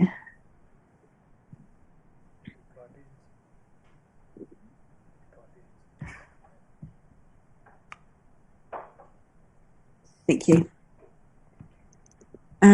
Is there anything that anybody would like to ask about this question? Right, question. Nope, everybody's tired already. I'm sorry. Nearly there. Right, next. Next question. Do you agree with the removal of community boards? So I've not put your pie chart up there just here yet. we go. Yeah, I want to say a couple of things first of all. Poke the beehive. Yes, so this absolutely, this was the area that really reiterated and extended earlier design research. As I said to you before, only a small minority of those involved could speak directly to experience of community boards, and that minority provided two different viewpoints. Here, submitters clearly from their comments had either a theoretical knowledge or direct experience of community boards, and so both of those viewpoints emerged, but one was much more prevalent than the other. You may be able to guess which by your readings and your oral submissions. So the proportion of people who answered the qualitative question, do you agree with the removal of community boards? And they answered it strongly, disagree, or disagree, 69%. Interestingly, nobody said don't know. They either agreed, disagreed, or were neutral. So it was 69% agreed or disagreed, 25% agreed or strongly agreed. A couple of important kind of things to call out from a ward-by-ward perspective. If I isolate those from who are responding and said that they were from Otaki, that number rises to about 84% disagreeing or strongly disagreeing. And if I just look at who strongly disagreed, 79%. For Raumati Paikakariki, 75% disagree, strongly disagree, 68% strongly disagree. This was probably the area where people responded with the most force. It came through in formatting and punctuation. You will have seen it in reading the submissions, but formatting, punctuation, length of submission, phrases like this is disgraceful, anti-democratic, references to, this will be remembered at the next election, how dare you, the phrasing was quite emotive, and it was a very strong tie back to that theme of accessible democracy, local representation and distinct voices, those three themes. You forgot the one that said stupid. I did not put that one up there, no. But yes, I did know that one for sure. So why people... Could I just add something about the previous slide while I've got one? I know we just laughed when you said nobody said don't know, but what does that kind of tell us about the difference between this group and the first group who said they'd never heard of community boards, they didn't, Really different question. So in the first, are you talking about the first round of like the previous design research? Yeah. So we, I don't necessarily know that everybody who answered this question had they certainly from comments had more direct experience of community boards, and that's I guess not surprising if you put a proposal out there that says we might take these away. People who know about them and they are fond of them, they're beloved, they value them, they would, want to say something about it. But, I can't even remember where I was going to with that, sorry. But it's a different question. Like the previous research, we didn't say, there were a small group of people who had heard of community boards, but that's not to say that we couldn't unpick through a robust qualitative methodology the concept that we know community boards are and kind of talk to them about how that would work for them and what it would be. Here, I think you've got people who know about community boards, who have direct experience of community boards, but also one of the things that my colleague Anne and I have been trying to unpack a little bit, and it's a little bit hard to do, but I might want to spend some more time on it, is how many people have, it's hard to say in here, how many people have said, I want you to be closer to the community voice. This says community boards. You're going to remove community boards? So just even that the language might be triggering for some people. I don't know. It's hard to tell from the questions. Thanks. Sorry, that was a long answer. I should have given you a halftime break. How rude of me, but tell me. We're nearly there. Councillor Pravanov, you've got a question on this one. Actually, the previous slide, if I may. So you've given the statistics for Otaki and Raumati Paikakariki. Do you have them for Waikanai and Reframing, please? I do. Let me just have a look. Do you want the combined strongly disagree, disagree, or just the strongly disagree? Just how it is for the other two. For the pie chart? Yep, thank you. Okay. Just how it is for those broken down by community boards. Okay, so if I look at this one, the red is saying everybody who strongly disagreed, and that's across total population. So now I'll give you that same statistic for Otaki is 84%. The same statistic, if we just look at Waikanae, is 67%. If we just look at Paraparumu, it's 51%. And the Raumati Paikakariki is 75%. Does that give you what you wanted? What you asked? Janet. I don't quite understand that anyway. Do you have that? The report includes the analysis of the questions broken down by those things. So you will be able to dig into it when we send it to you. Thank you. Janet. So that doesn't actually correspond with the community board areas, though, which is what the community boards are going to be interested in. We only asked for people to identify themselves on a ward basis. Yeah, thank you for the clarification. Sorry, I misunderstood the question. Yeah. No, it was a different question. Yeah. I'm confused, but carry on. Carry on. Okay, so why people disagree? So, I haven't just picked out one person said this thing. These are repeated comments about why people disagree. They feel that community boards are more casual and accessible avenue for people. They help with councillors' workload. They keep council accountable to the community. So, like I said, this accountability came through a lot. Independence came through a fair bit. And because of those three reasons, they help to achieve better democracy, is what the people were saying who disagree. People disagreed with the proposed kind of rationale. So they said, you've said that it would be, that it's another layer of democracy. It's not, of bureaucracy. It's absolutely not. It's not an extra layer of bureaucracy. You've said that there, and then some people said, and even if it is more bureaucracy, this is about democracy. We should care more about democracy than bureaucracy. Some people said, if you are, I disagree that saving will be reused in an appropriate way, etc. So they disagreed with the rationale. They didn't like, that there was no alternative. A few people sort of said, if you put something else up that I could get behind, then yeah, sure, I'm open to it. But I couldn't really see anything, and I don't know that I trust that you're going to put the right thing forward. So I'll say no, thank you for now. And then, other people said absolutely not. There's no alternative proposal anyway, more forcefully. I think the big thing for me here, an important thing that came through here was it's a yes and. So it's not an either we get extra reach into the community by community boards or by this other mechanism. It's yes and, like, how do we do community boards to help some people, and then other tools to access other people, as Natalia was saying before, what else could we do? So, a lot of people, a big theme coming through here of the people who disagreed said we should be adding more tools for representation and engagement in local matters, not removing them. And a portion also said it was a good training ground for councillors and mayors. Talked about grassroots lines of communications. Some people did take kind of saying, look, this has to be elected people bringing the voice of community up. It's very important. I'm going to skip through because I know you've heard a lot of these things before, and you'll be getting a report and everyone's tired and I can't see if you're there and listening.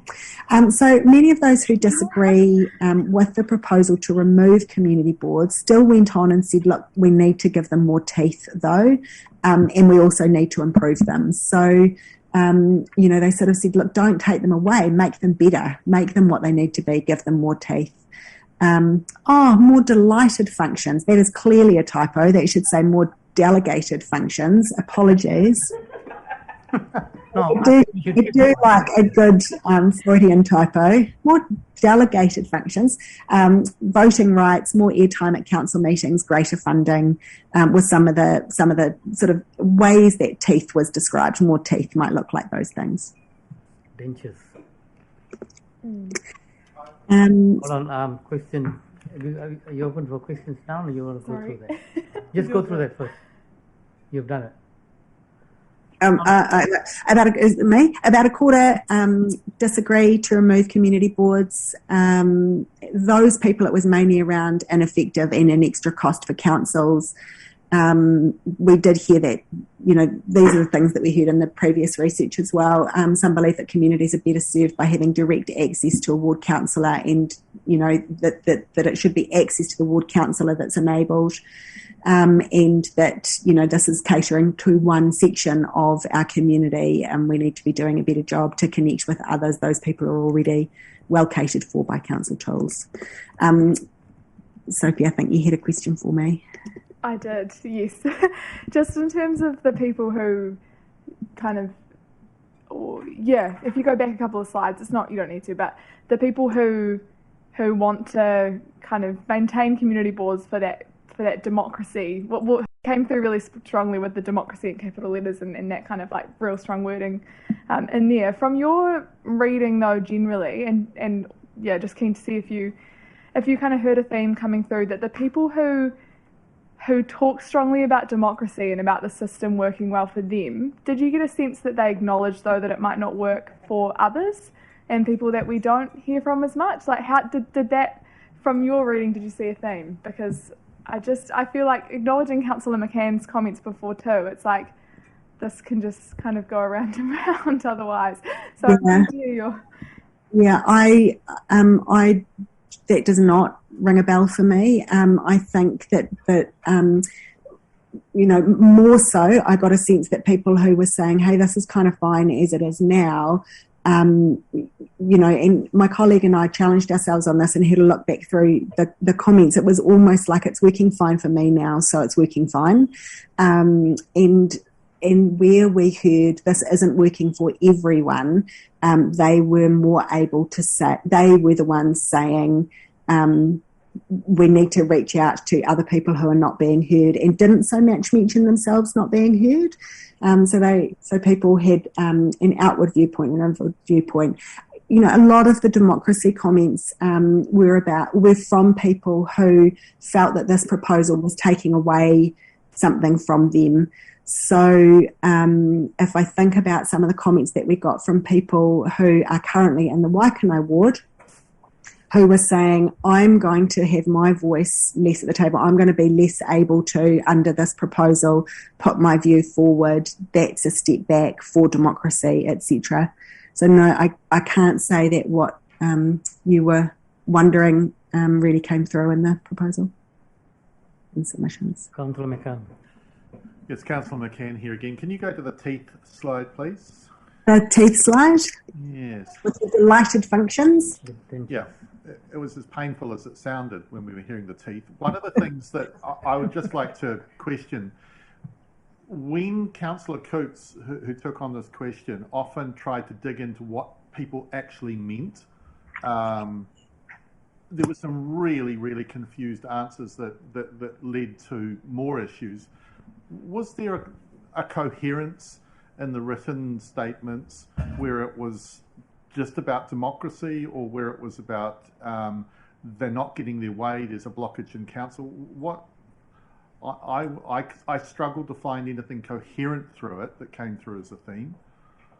I think it is, I'm not sure I would say coherent or incoherent. I think I would say it is, there are many threads to each person's standpoint around this, and so and another thing, and also there's multiple kind of avenues that they feel concerned about in this area. I agree that it would be hard to sort of say, okay, we fix it by doing this, this, and this. Like, it's going to take some untangling. That's another area that I could do to try and go back and do some untangling for you if you'd like. So and I agree with what you're saying, and I think coherent was the wrong word for me to use. There isn't a clear thread of thought that says this is the way in which we can increase the functionality of community boards. There were just a significant range of ideas that came through. I would agree with that, yes. Thank you. And I would say more reacting to what they don't want to happen, more so than what they, what they do. So would it be useful, like you said, to dig in a bit deeper to see whether there's anything of substance that could help us? I'm happy to do that if you'd like me to, and if Yeah. that's okay, yeah. We just make a note of that. Began. Oh, yeah. Yeah. Sorry, Rob, we can't hear again. Ready. Thank you. I'm just jumping in with the permission of my councillors. One of the things I'd hate to suggest to you is that a lot of that information, there was quite some rich information in what we've just been through for the last day and a half. And it is possible that those of us around here could actually point to which speakers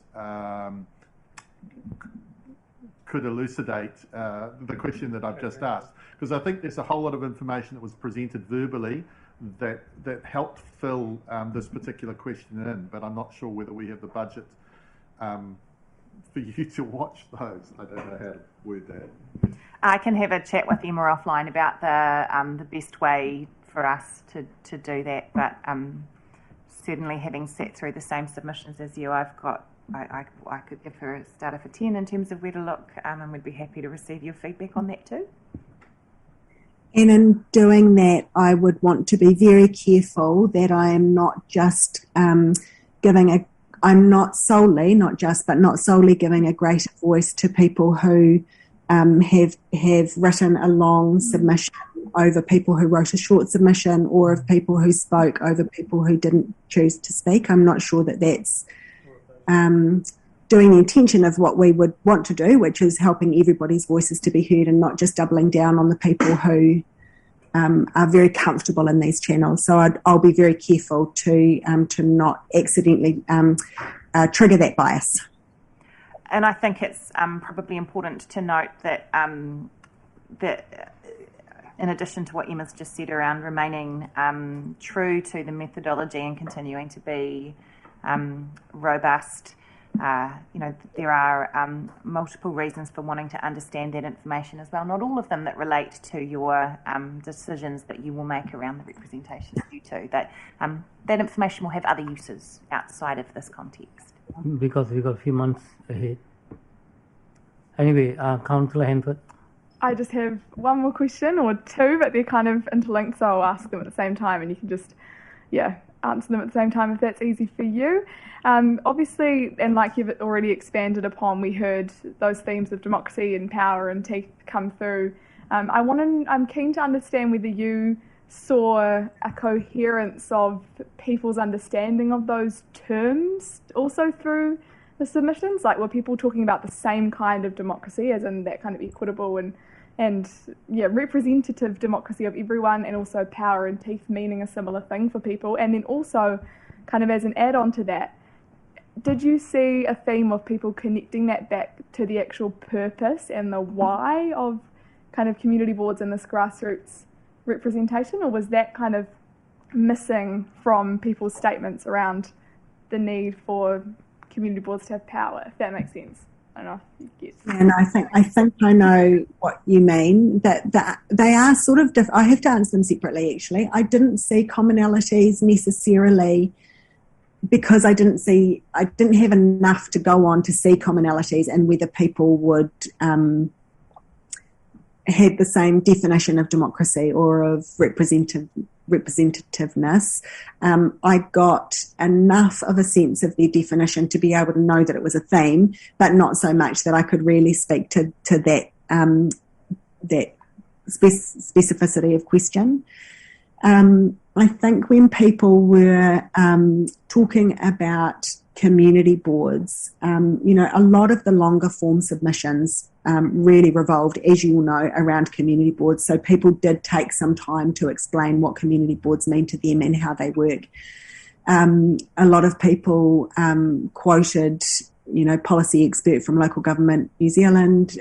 Some people talked about in the past. Some people referred to various aspects of legislation. Lots of people sort of said they're a great way for council to understand grassroots. It's how we get to understand that what is really going on with the community. So I think for all the people who just, kind of exclamation marked at us, this is undemocratic, do not take away community boards, there were a number of people who gave a richer view of what a community board means to them. Can I just say, look, there are two levels here. One is the people who are trying to shape what grassroots democracy is all about, and then their perception as to how you structure that representation. Indeed. Some people say, all you need is the ward councillors. Some people say, no, we need the community board.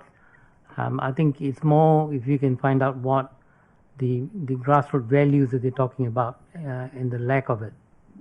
I think we need to target that. And how it's structured, of course, is the problem that the elected members have. Design principles versus solution. Last question. Jocelyn Pravanov. Yeah. Sorry, apologies. So thank you, Emma. So I've just been listening to the questions that people have been asking, and I suppose your answers. And so the people have obviously made their decisions on whether they agree or disagree with something, and so they have also chosen to either write a response about why that is the case. And it's my understanding that when people write something, they do actually spend quite a lot of time thinking about what they've written. And then on the other side of it too, and whether it's, yes or no, but then on the other side of it too, and you've got the exclamations where people know that that's their gut feeling, but they haven't actually sat down and thought really hard about why.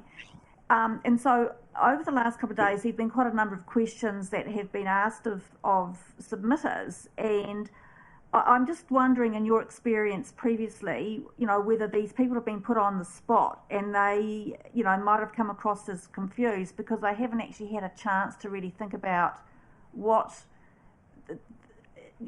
their reasons are for voting in a particular way. So it's not necessarily only around this question, but also around some of the other questions and that they've answered and been asked to explain more during the submission period over the last couple of days. Am I? I'm not sure if this comment is on the right track or not for you, but I think that regardless of the specific question that's being asked, there will be a range of people who have various thinking on their feet skills, who have, who know an answer but are shy to say it, or are inarticulate in saying it, or are flustered in a formal kind of process. And then maybe people who actually, once you scratch the surface, they may need to think it through, or they may think, oh, actually, now that you're asking me about that, I might change my mind. I don't know what the range, what the percentage of that range would be, but thinking about human nature and different skills and strengths, that's why I do love qualitative research where I can ask gentle follow-up questions to understand more. So what you're saying then is potentially it's you've got to be very careful when you're actually adding in verbal answers to written answers. I think that there will be a number of factors at play, and I might be able to, I wasn't there, so I can't give any more indication as to whether or not, it was skills or substance that were driving answers. I hope this will be helpful. I just wanted to clarify what I think I've heard councillors asking for in terms of some of the more, some of the longer form, richer answers. So what I think I've heard the table ask Emma and I to come back with today, what I think I've heard you ask us to do is to make sure that where people have put time and effort into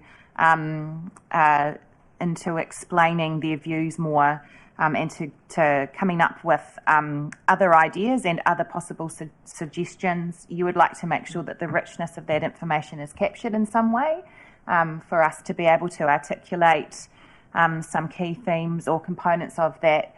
And as Emma has pointed out, in doing that, because it will be a useful thing for us to do for other activities or responsibilities that we have as well, and not just for the rep review, but as Emma has pointed out, in doing so, we need to make sure that in understanding that rich information, we don't give it undue prominence over other shorter answers that are as equally as valid through the consultation exercise as this other information is. So that's the approach that we'll be taking, making sure that we don't lose the gold that is inherent in some of the longer form submissions, but by the same token, not giving it undue weight in your consideration, or at least in our analysis to inform your consideration.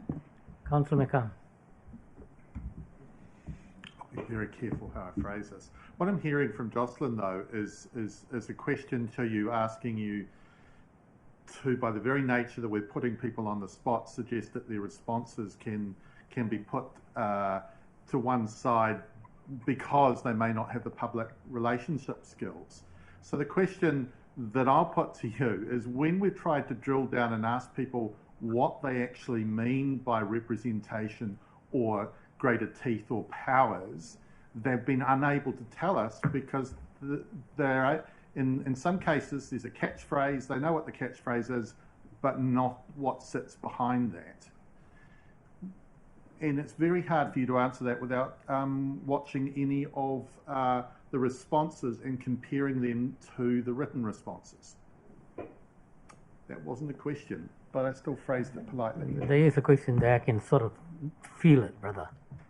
So I think the words I used was, being careful on how you look at that information. I think that's been taken on board, I'm sure. Yeah. Can we move on?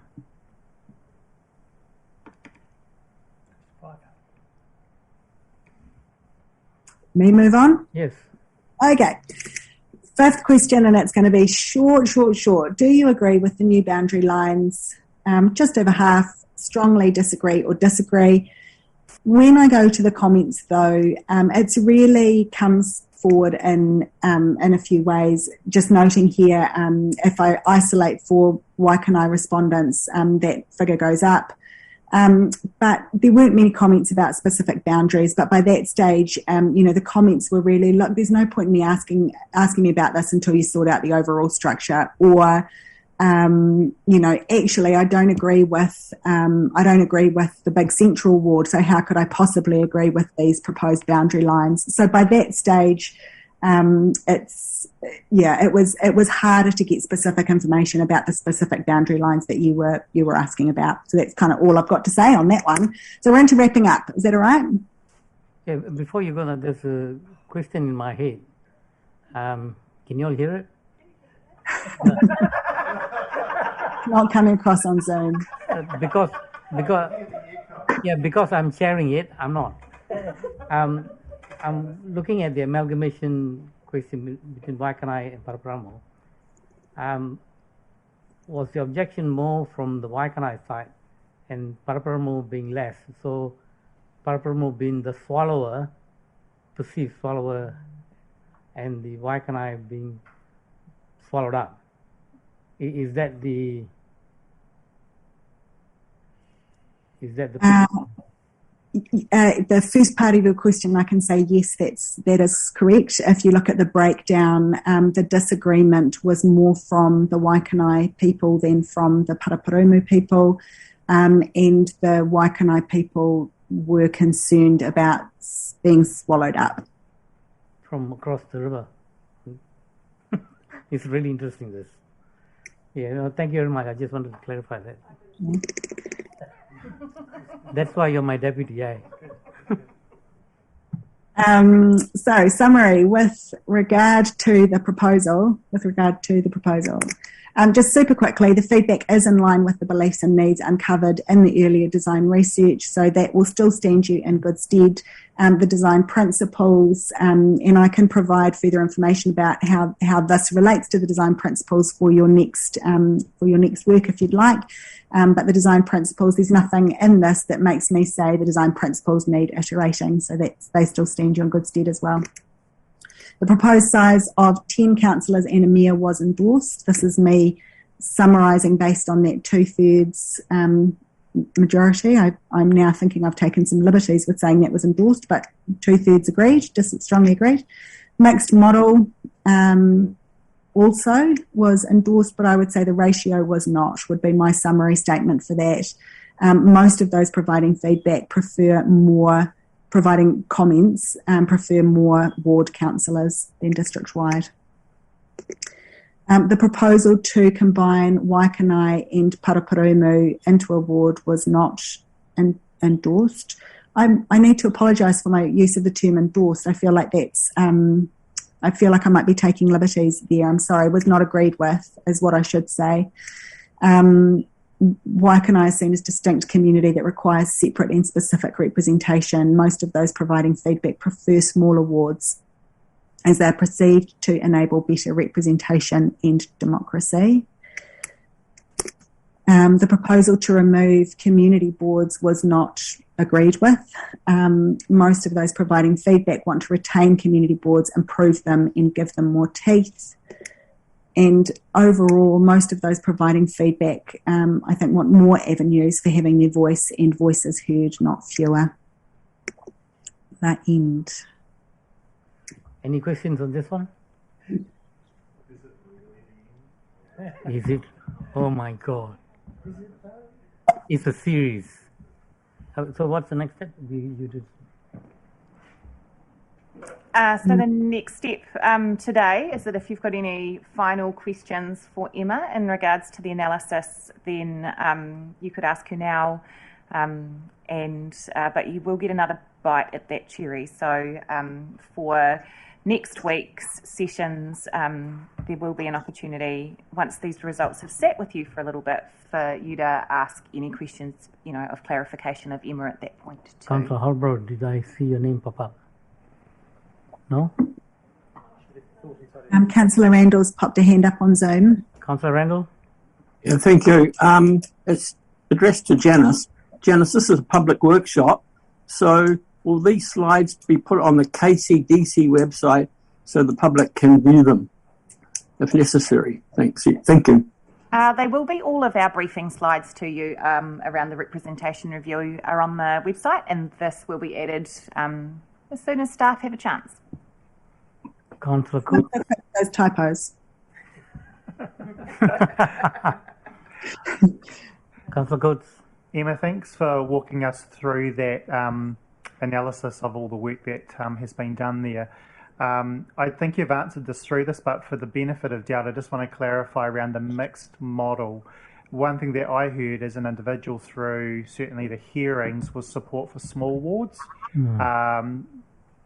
But to clarify that could include district-wide councillors as well. Is that your take based on the feedback? And I think that goes back to your point about you can't look at these responses as black and white. It'd be helpful just to know your thoughts on that. Yeah, that is my take on the feedback of the current proposal. The initial proposal would be a mixed model, more wards, small wards, would be how I've interpreted the feedback, yes.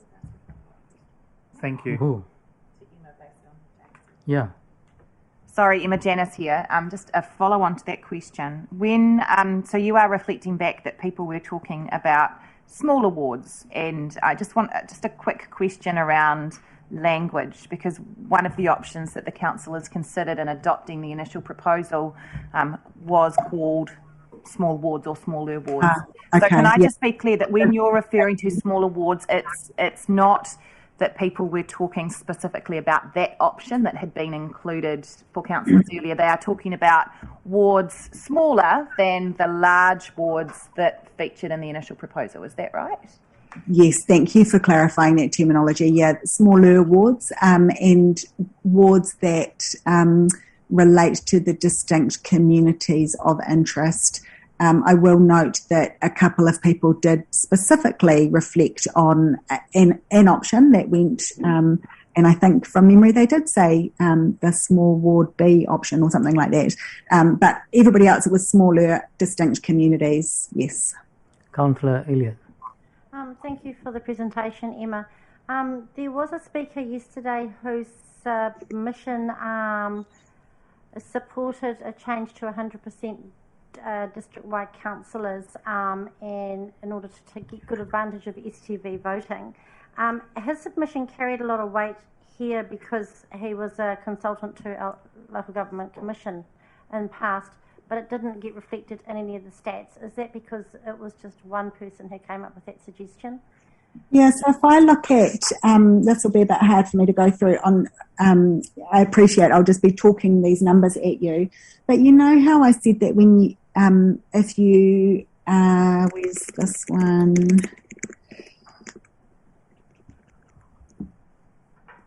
You know, I said that in this graph here, if I take the red portion, the 28% who strongly disagree, actually there are a few different things coming up in there. If I break down that 28% and I look at the people who gave comments, and I look at those comments and overt comments, there were a number of overt comments in there around how people would prefer all district-wide councillors. So that particular one that you were mentioning rings a bell for me, and I think was the only one maybe there were a couple of others who spoke about proportional voting. Others took a different reason for that.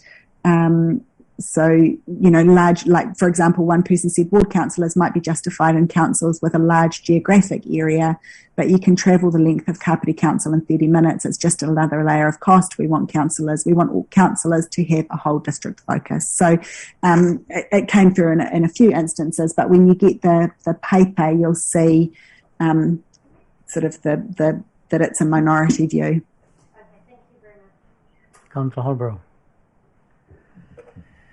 Thank you so much, Emma, for taking us through this today, particularly as you're not well and it's been quite a long session. So in the next, this is kind of probably more for staff. In the next briefing, are we going to have a bit more information about what our options are from this point in? Because it's my understanding that we can't do major changes away from the proposal apart from back to the status quo. And there are various limitations on what we can do at this point inside this process. I just think it's good to have a bit of a reminder about kind of what our options are. We do intend to cover that at your briefing next week. Yeah, but I think we need to bear that in mind now, you know, so we're not going away kind of mulling over in our heads big kind of alternative options based on verbal submissions that we've had over the past couple of days. I think that would be kind of a waste of mental energy for us. Just wait till the next, my advice would be to my fellow councillors, just wait for the next workshop and kind of take it from there.